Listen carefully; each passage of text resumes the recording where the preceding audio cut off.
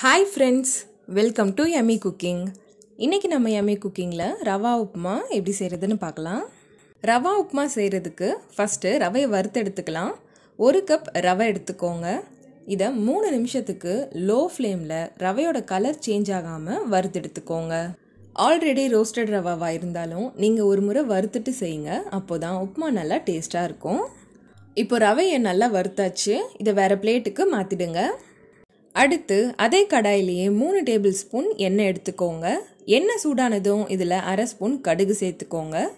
கடுகு நல்லா பொரிஞ்சதும் இதில் 2 ஸ்பூன் உளுத்தம்பருப்பு, 2 ஸ்பூன் கடலைப்பருப்பு சேர்த்துக்கோங்க. பருப்பு நல்லா பொன்னிறமாகிற வரைக்கும் வறுத்து எடுத்துக்கோங்க. அடுத்து 2 வெங்காயத்தை பொடியாக கட் பண்ணிட்டு சேர்த்துக்கோங்க.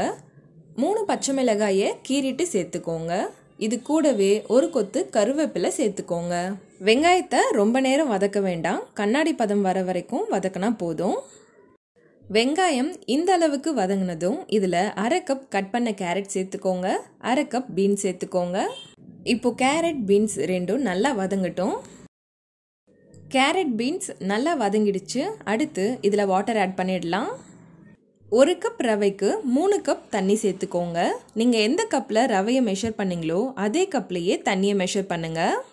அடுத்து இதுக்கு தேவையான அளவுக்கு உப்பு சேர்த்துட்டு நல்லா மிக்ஸ் பண்ணி விடுங்க. இப்போ ஒரு கொதி வர வரைக்கும் இதை மூடி வைங்க. இப்போ பாருங்க, தண்ணி நல்லா கொதிக்க ஆரம்பிச்சிடுச்சு. இப்போ நம்ம ரவையை இதில் ஆட் பண்ணிடலாம். ரவையை ஆட் பண்ணும்போது இந்த மாதிரி மிக்ஸ் பண்ணி விட்டுட்டு ஆட் பண்ணுங்க. இல்லைனா ரவை ஒரே இடத்துலையே கட்டியாக தங்கிடும். ரவையை ஆட் பண்ணிட்டு இதை நல்லா மிக்ஸ் பண்ணி விட்டுட்டே இருங்க. இப்போ பாருங்க, ரவை நல்லா தண்ணி அப்சர்வ் பண்ணிடுச்சு. 1 கப் ரவைக்கு 3 கப் தண்ணி கரெக்டான அளவில் இருக்கு பாருங்க.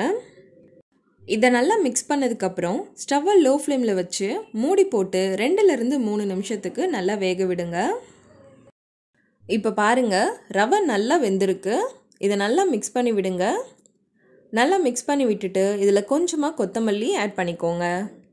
அவ்வளோதான், இப்போ நம்ம ரவா உப்புமா சூப்பராக ரெடி ஆயிடுச்சு. இதே மாதிரி நீங்களும் ட்ரை பண்ணி பாருங்கள். இந்த ரெசிபி உங்களுக்கு பிடிச்சிருந்தா நம்ம யம்மி குக்கிங் சேனலை சப்ஸ்கிரைப் பண்ணுங்கள், லைக் பண்ணுங்கள், ஷேர் பண்ணுங்கள். அண்ட் நீங்கள் ட்ரை பண்ணி பார்த்துட்டு எப்படி இருந்ததுன்னு கமெண்ட் பண்ணுங்கள்.